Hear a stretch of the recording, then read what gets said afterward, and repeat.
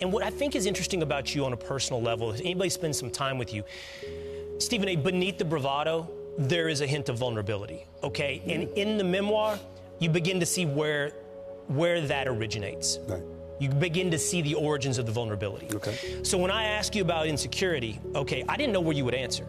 I didn't know if you'd answer when you got let go by ESPN. Because another thing you talk about in the book, which I think a lot of fans are going to appreciate of you revealing your own vulnerability, is, for example, your basketball career.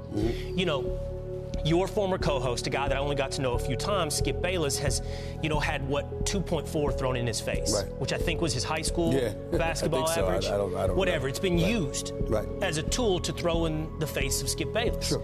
And you talk about your own basketball career, and you say, look, there's a great line. You say something like, I was a part-time starter in high school, a sub at JUCO. Exactly. You kind of go through it, and then you were injured at Winston-Salem. Yeah. And I didn't know, like, when I asked you what's your biggest insecurity, you know, what you might answer, where it might lie. Is it what you talked about, getting held back? Is it getting fired? Is it not living up to your basketball expectations? Well, the basketball expectations I never cared about because I knew that was injured. You know, I had chronic tendonitis because I was playing on the cements throughout New York City.